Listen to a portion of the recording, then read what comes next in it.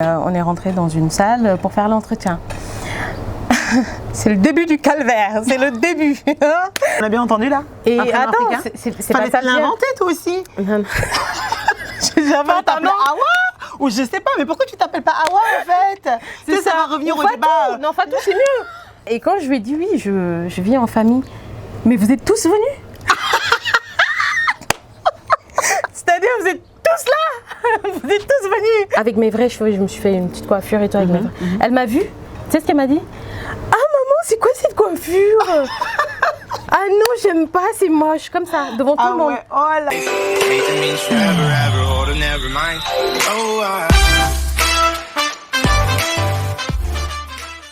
Hello world et bienvenue sur ma chaîne Have a Pic. Moi c'est Sensemilia ou S pour les intimes et ici on parle de voyage et de rencontres sans se ruiner parce que je suis persuadée que cette formule magique va contribuer à ton épanouissement personnel. Aujourd'hui on va parler spécialement de racisme et de discrimination parce que justement j'avais déjà annoncé sur la chaîne que je ne parlerai pas uniquement de voyage et de rencontres mais je parlerai aussi de racisme car c'est quelque chose qui me tient à cœur, que j'ai vécu personnellement et raison pour laquelle aujourd'hui j'ai l'honneur d'accueillir sur ma chaîne une amie à moi, Véro, que vous allez voir tout à l'heure. Vraiment, c'est une fille extraordinaire qui a elle aussi malheureusement vécu pas mal de choses. Donc j'espère que son témoignage vous plaira. Si le contenu vous plaît, n'hésitez pas à vous abonner à cette chaîne et à activer la cloche des notifications. Et puis n'hésitez pas non plus à me suivre sur les réseaux sociaux que je vous mettrai par là. C'est parti! J'ai l'honneur aujourd'hui d'accueillir sur ma chaîne YouTube ma Véro à moi que j'ai galéré pour avoir son accord clairement. Donc bienvenue Véro. Merci. Bon, je te laisse te présenter, ce sera peut-être plus simple pour commencer. Tout d'abord, merci de m'avoir invitée. Je m'appelle Véro, j'ai 33 ans, je suis maman d'une petite fille. Très belle petite fille. Oui, très adorable mais bon. Par intermittence. Sinon, voilà, je travaille dans le milieu bancaire. Et puis voilà, un grand plaisir d'être là. Aujourd'hui, on va tout simplement vous partager nos différentes expériences concernant le racisme et les discriminations. Enfin voilà, on est entre copines, verre à la main. Voilà. Tin, tin, tout le monde, tin. Tin. Et puis voilà, vous partagez un peu notre échange quoi. Donc, dans la joie et dans la bonne humeur. Aussi, toujours. Aussi. Même si c'est des sujets pas très faciles, c'est des sujets lourds, mais bon. C'est vrai, il faut en parler, c'est important. Tout à fait. Je pense pour que tout le monde se rende un peu compte de la vie de d'autres personnes. Bon, du coup, première question, très basique. Est-ce que tu as déjà subi des discriminations et du racisme en France? Malheureusement, oui. Et dans quel contexte exactement? Dans le milieu professionnel et même dans le milieu de tous les jours, avec des collègues ou avec des connaissances. D'accord. Je ne fais pas une exception, donc voilà. D'accord. Bon, dis-nous un peu plus sur ta pire anecdote dans le milieu professionnel. Ouh là là. Qu'est-ce que tu peux nous raconter? Juste pour voir à quel degré ça peut être chaud ou pas. Non. Allez. Non, vraiment là, t'es pas prête. Hein. Ah ouais? Vous n'êtes pas prêt, il y a du level. Mais vraiment. Ok. Franchement, la pire expérience, c'était lors d'un entretien. Ouais. Donc voilà, j'avais vu une annonce, j'avais postulé. J'avais vu l'annonce le matin. Et c'est une annonce dans quel? Pareil, le milieu bancaire aussi? Non, c'était quand j'étais plus jeune. C'était à l'époque quand je faisais des petits jobs. Je travaillais dans une maison de retraite. D'accord. J'ai postulé le matin. L'après-midi, ils m'ont appelé pour me donner rendez-vous le lendemain matin. Donc j'arrive le matin. Donc elle m'avait dit. Mais attends, l'échange au téléphone, tout ça, ça s'est bien passé? Ça s'est très bien passé. Okay. Franchement, ça s'est très bien passé. Justement même, je lui ai demandé donc l'heure exacte. Elle me dit non, vous venez entre 10h et 11h. Ok. Donc il n'y avait pas d'heure fixe. Donc le lendemain, j'arrive à 10h15. Je me rappelle très bien. J'arrive à 10h15. Quand je suis arrivée, donc je me présente. Oui, bonjour, je suis Madame Telle. Donc déjà, l'accueil, elle me dévisage de haut en bas. Ah ouais, elle me regarde du genre. est-ce que c'est bien la personne que j'ai eue au téléphone? Oui, parce qu'il faut préciser. T'as pas précisé, mais en fait, Véro a un nom de famille à consonance occidentale. C'est vrai aussi. Voilà. Et ben, même le prénom, Véronique, enfin, il n'y a pas plus français que Véronique, tu vois. C'est vrai, carrément. Donc, et puis aussi, peut-être que j'ai pas l'accent aussi super prononcé au téléphone. Aussi. Donc, bon. Ça fait un cumul. Ah non, mais c'est ça, ça fait beaucoup, tu vois. Pour elle, c'était, non, c'est pas possible. Donc, j'arrive, elle me dévisage de haut en bas. Je lui dis donc, je suis Madame Telle. Elle me demande, mais vous êtes vraiment Madame Telle que j'ai eu au téléphone? Ah oui. Je dis, ben oui. Donc, elle a osé quand même le formuler. Oui. Non, mais vous êtes vraiment cette sans dame? filtre. Elle me demande ça, donc je lui confirme, effectivement, oui, c'est bien moi. Et donc de là, elle me dit, d'accord, vous patientez? Ok. Donc j'arrive, je patiente. Elle m'a fait patienter 1 heure de temps. Oh.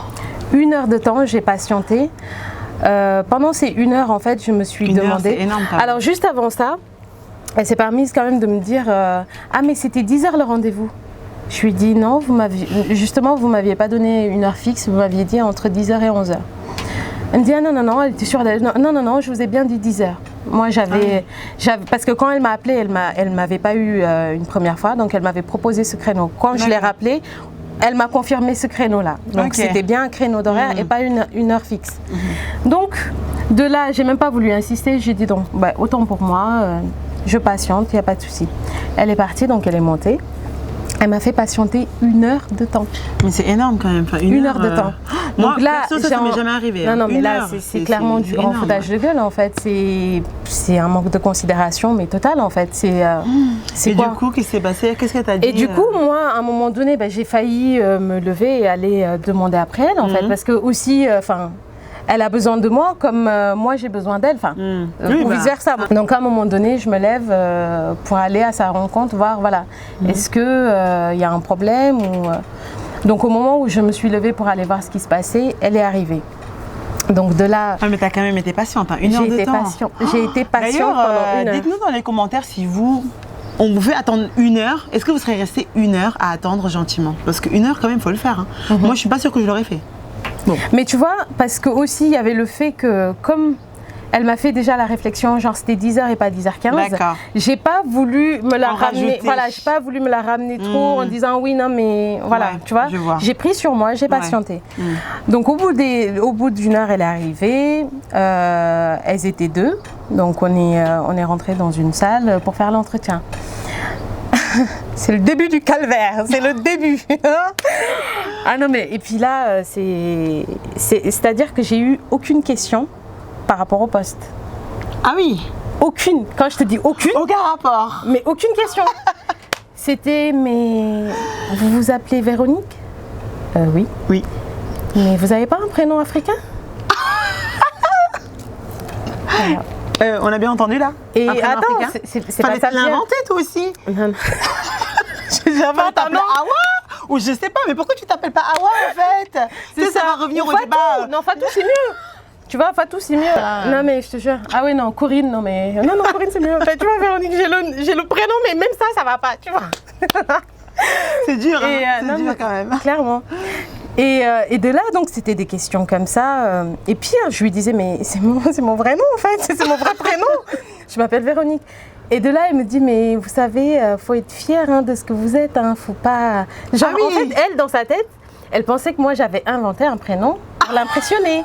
Genre, non, voilà, Véronique, c'est tout beau, tout français. Et je m'appelle comme ça. Mais là, clairement, j'en veux à mes parents, je vous le dis. Là, clairement, à ce moment-là, j'en ai voulu à mes parents. Ah oui? Pourquoi ils t'ont appelée Véronique? Pourquoi vous n'avez pas choisi un prénom africain? Si ça existe.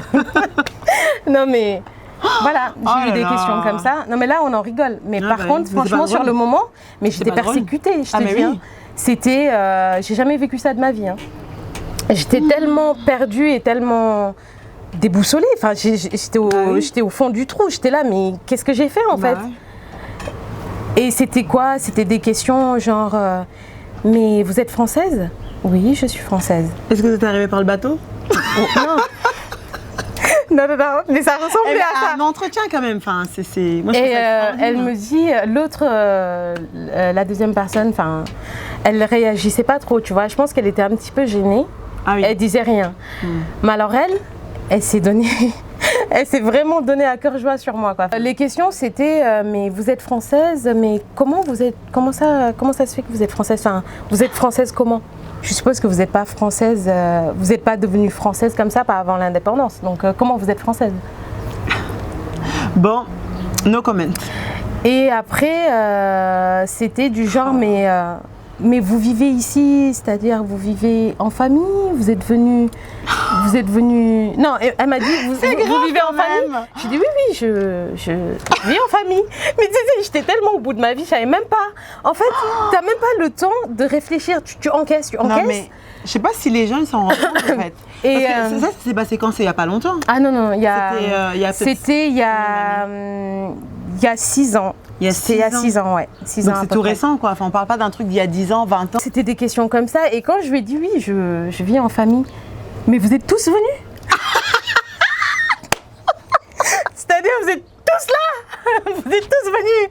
Non, c'était... Vous êtes venus nous envahir! C'est ça. Ah là, en fait, je crois que c'est la peur de beaucoup de personnes, mais bon, malheureusement, voilà. Non, mais j'étais là. Mais c'est grave quand même.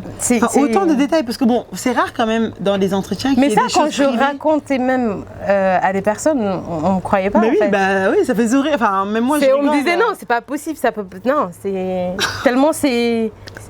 Ouais, c'est grave, quoi. Ouais. Et non, c'était des questions comme ça. Et au bout de. Enfin, à un moment donné, moi j'en avais marre, je lui disais mais je comprends pas en fait les questions que vous me posez depuis tout à l'heure, quoi ça a un rapport avec le poste. Okay. Ah oui, non mais à un moment donné, enfin, je veux bien être gentille, je veux bien prendre sur moi, mais faut pas prendre les gens pour des cons, quoi. De là, elle me dit non mais parce que il faut, moi j'ai besoin de savoir si jamais, parce que travailler avec des personnes âgées, faut être quand même prête à subir parfois des certaines réflexions. Donc je veux voir aussi si vous êtes prête à encaisser cela. En fait, c'est comme si, je pense, enfin en tout cas, si je me mets à sa place, c'est comme si je disais attends, je te pince, est-ce que tu vas crier? Voilà, je te pince, tu cries ou pas? Est-ce que tu sens là?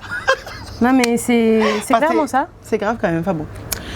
Voilà, bon. Donc... Je pense qu'effectivement, là, personne n'a une histoire encore plus level up que celle-ci, franchement. Non, mais celui-là quand même, j'ai pas encore entendu. Il a dû lever, il faut le dire. Ah ouais, franchement. Mais voilà, à la fin de l'entretien, donc je savais clairement qu'elle allait pas me prendre, vu comment elle m'a persécutée, comment elle m'a traitée depuis le départ. Et puis moi, j'avais qu'une envie, c'était de sortir en fait. Bah ouais. Et quand je suis sortie, je me rappelle avoir pas une crise d'angoisse, mais en tout cas, j'ai eu des larmes qui sont montées et je respirais fort. Genre, je me sentais pas bien en fait. Je me suis dit, mais qu'est-ce que je viens de subir? Enfin, pourquoi? J'ai fait quoi de mal en fait? C'est parce que je suis arrivée 15 minutes après et encore, elle m'a donné un créneau. J'estime même pas que j'étais en retard.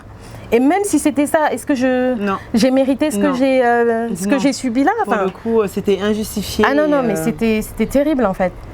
C'était terrible. Et ça, je pense que c'est la pire expérience que j'ai eu à vivre. Franchement, moi, j'ai jamais vécu de choses comme ça. Bon, j'en ai vécu d'autres, hein, mais. Et d'ailleurs, c'est la première fois que j'entends une histoire comme ça. Franchement, même autour de moi. Je peux en parler en rigolant comme ça, mais c'est vrai qu'au début, c'était difficile. Bah oui, 6 ans après, heureusement que t'en rigoles. Enfin, il faut pouvoir se relever et avancer, quoi. Et sinon, deuxième question.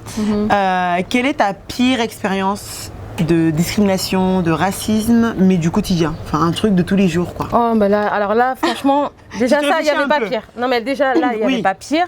Après, ça va plus ressembler à des petites anecdotes, tu vois, que j'ai vécu avec des collègues, ce genre de choses, tu vois. C'est pas. C'était du genre. Alors et là, par contre, il y en a des belles aussi. Hein. C'était du genre. Non mais Véro, tu le prends pas mal, hein, mais genre l'été, comment vous faites pour sortir dehors? Parce qu'il fait chaud. Enfin, vous êtes noir. Donc il a osé. Enfin, il ou elle. Ouh. Mais tu vois, elle était tellement mignonne, tu vois. En plus, mignonne. Tu le prends pas mal, hein, mais tu vois, bon. J'ai dit écoute, nous l'été on sort pas, on est enfermés dans des chambres froides en fait. J'imagine sa tête, elle a pas fait un regard. Non, mais elle a compris. Elle a compris parce que tu me poses une question bête, je te réponds par la réponse bête. Toi-même, tu comprends, j'ai pas besoin de. Je dis non. Je dis moi, je sais pas les autres, mais moi en tout cas, je m'enferme dans des chambres froides, tu vois. Elle est Elle est pas mal. Et non, mais alors des questions comme ça, mais il y en a à gougou. On n'a pas dit, ah, t'es plutôt belle pour une noire. Ah, toi. mais si. Alors, toi, Véro, franchement, je te dis, hein, t'as un trop beau visage, t'as des traits fins. Et franchement, j'en vois des blagues, hein, mais vraiment, toi, t'es trop belle. Avec des blagues, hein. Mais toi, franchement, t'es trop belle. Ah, d'accord, ah, merci. Ok. mais ouais, ça, c'est devenu banal, ça. Ça, c'est devenu banal. Je pense que. Et sinon, on va dire, bon, le quotidien, ok. Est-ce que, même par rapport à ta fille, du coup, est-ce que tu as déjà remarqué des choses ou pas du quotidien vis-à-vis d'elle? Parce que bon, c'est vrai que toi, avec le recul, en tant que maman, comme tu disais tout à l'heure, je pense que, comme moi, hein, d'ailleurs, si je te pose la question, c'est que moi-même, il y a eu des choses aussi que j'ai remarquées. Mais je pense que ça peut être bien aussi de le partager, que les gens se rendent compte. Parce que des fois, on peut faire des choses sans s'en rendre compte. Parce que bah voilà, on est comme ça et tout ça, mais au final ça blesse de l'autre côté. Donc je pense que ça peut être pas mal d'en parler aussi un peu par rapport à nos enfants aussi, quoi. Ah mais oui, clairement. Et le fait que tu sois maman, bah, ça te touche encore plus en fait. Ouais. Ça te touche encore plus et moi pour l'avoir vécu, bah, ma fille qui a 4 ans, par moment j'ai l'impression qu'elle complexe. Elle a 4 ans. Et je me demande pourquoi, parce qu'à la maison, je fais attention à ce qu'elle, je fais attention de ce qu'elle regarde à la télé, je fais attention, même moi, j'ai changé ma façon de faire. Genre avant, je mettais beaucoup de perruques. Bien, après, j'ai rien contre les gens qui mettent des perruques ou quoi, mais je sais que ça peut aider, ça peut l'aider à comment dire, à ne pas prendre référence sur des cheveux de blanc ou quoi, tu vois, qu'elle me voit avec mes vrais cheveux ou alors des cheveux crépus ou qui ressemblent en tout cas à mes cheveux. Mais même malgré tout ça, elle complexe en fait. Enfin, les perruques, il faut dire ce qu'il en est, c'est plus un accessoire qu'autre chose. Hein. Enfin, voilà. C'est comme quelqu'un qui mettrait des boucles d'oreilles, des machins, enfin, ça se met, ça s'enlève, bref. Mais bref, on va pas plus s'attarder sur le sujet des cheveux parce que ça, je pense que c'est un débat à part entière. Mais quand même, ça en fait partie, il faut le dire aussi. Ça en fait partie parce qu'aujourd'hui, pour te raconter quand même une anecdote par rapport à ça, je sais que le jour où j'ai arrêté de mettre les perruques raides que j'avais l'habitude de mettre, un jour je suis venue la chercher à l'école avec mes vrais cheveux, je me suis fait une petite coiffure et tout avec mes vrais. Elle m'a vue, tu sais ce qu'elle m'a dit? Ah maman, c'est quoi cette coiffure? Ah non, j'aime pas, c'est moche, comme ça, devant tout le monde. Ouais. Oh là là là. Donc c'est pour te dire quand même, tu vois, c'est assez important.